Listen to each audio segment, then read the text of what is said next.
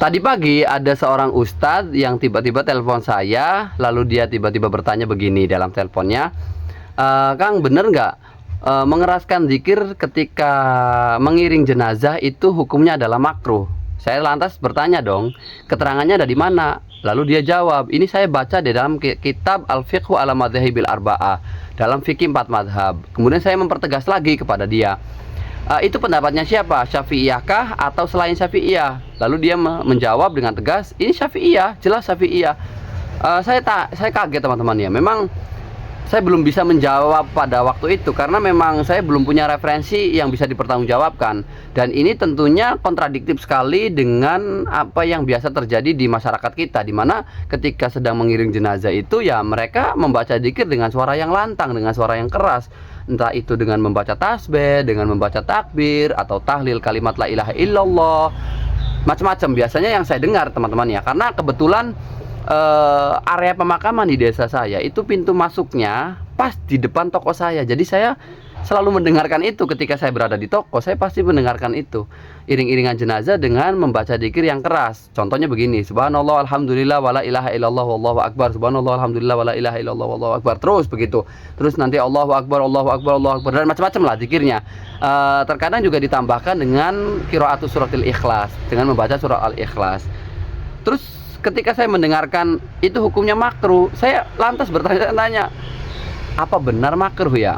Dan dia tadi menjawab itu Syafi'iyah. Lalu akhirnya saya cari teman-teman ya, karena saya tidak langsung memvonis ini makruh atau ini sunnah, ini baik, ini buruk dan sebagainya, sebelum saya membaca terlebih dahulu referensi yang bisa menjadi perbandingan daripada apa yang tadi dibaca oleh saya baca dalam kitab Nihayatul Zain teman-teman ya. Ini kitab karya Syekh Nawawi Al-Bantani.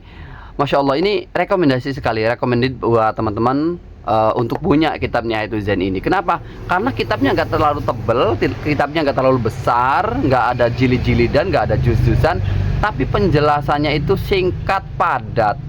Artinya pembahasan-pembahasan yang ada di mutawalat, kitab-kitab besar seperti mungkin Al-Majmu, kemudian Syarah Minhaj ataupun Tuhfatul Minhaj dan seterusnya, banyak sekali.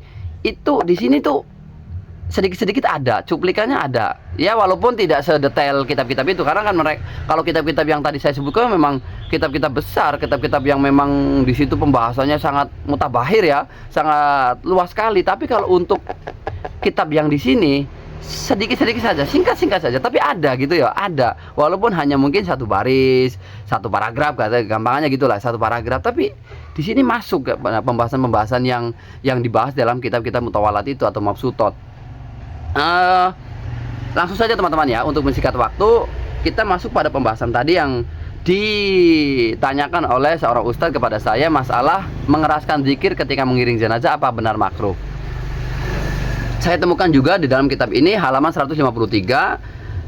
Qala Al-Qulyubi, Imam Al-Qulyubi berkata, wa yukrahu raf'us sauti bil Qur'ani wa dzikri wa sholati ala Nabi sallallahu alaihi wasallam. Pada dasarnya benar. Pada dasarnya apa yang tadi ditulis atau yang dicantumkan dalam kitab Al-Fiqh wal Madzabil Arba'ah betul, sama.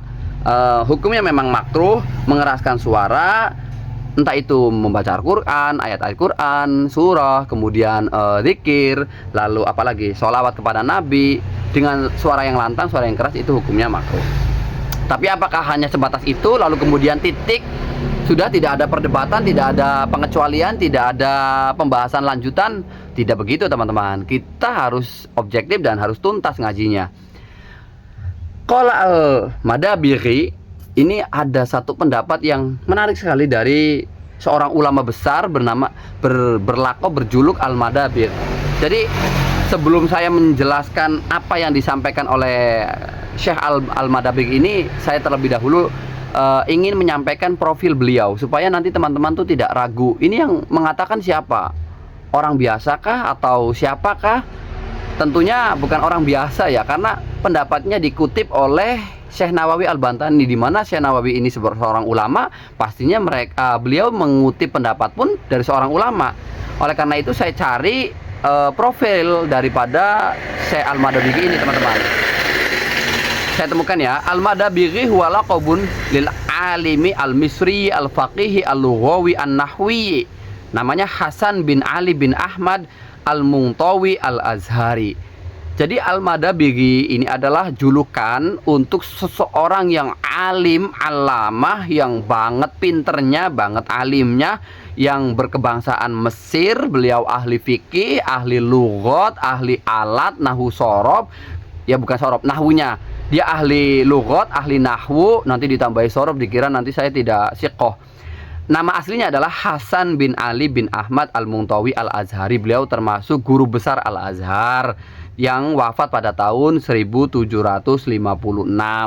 Sedangkan Syekh Nawawi sendiri ini wafat pada tahun 1897.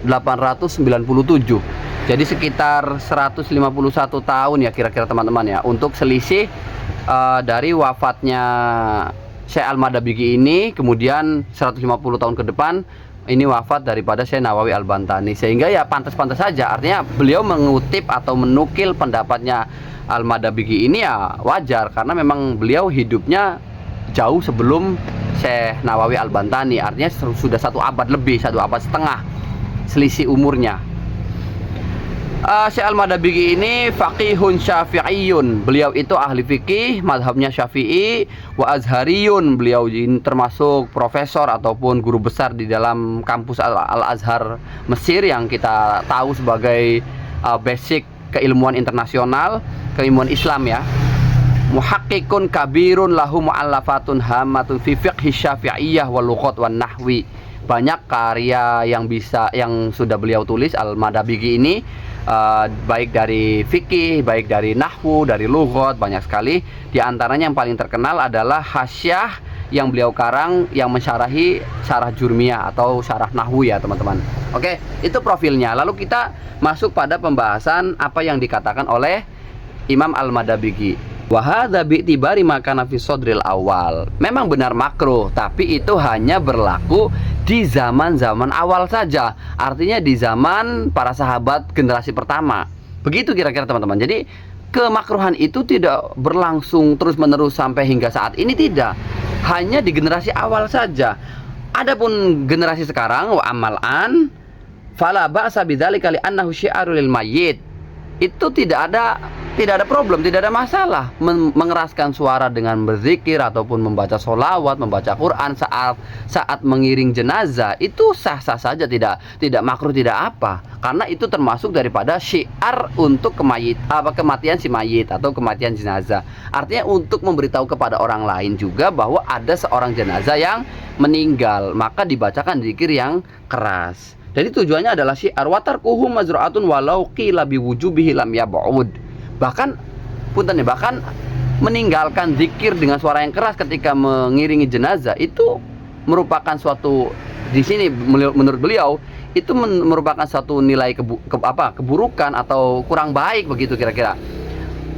Kalau seandainya pun ada yang mengatakan wajib dengan suara yang keras, ya tidak jauh-jauh itulah, artinya mendekati kebenaran. Jadi bahasa walau qila biwujubihi lam yab'ud itu artinya ketika pun ada orang yang mengatakan wajib dengan suara yang keras kalau ngiring jenazah itu, ya tidak jauh-jauh dari kebenaran, artinya hampir mendekati kebenaran gitu kira-kira teman-teman. Jadi lalu pertanyaannya, kenapa kok hanya berlaku di zaman awal, artinya di masa-masa awal saja? Kalau kita bicara sejarah teman-teman ya, karena Islam di waktu awal penyebarannya di Mekah ini belum banyak pengikut, belum banyak umat.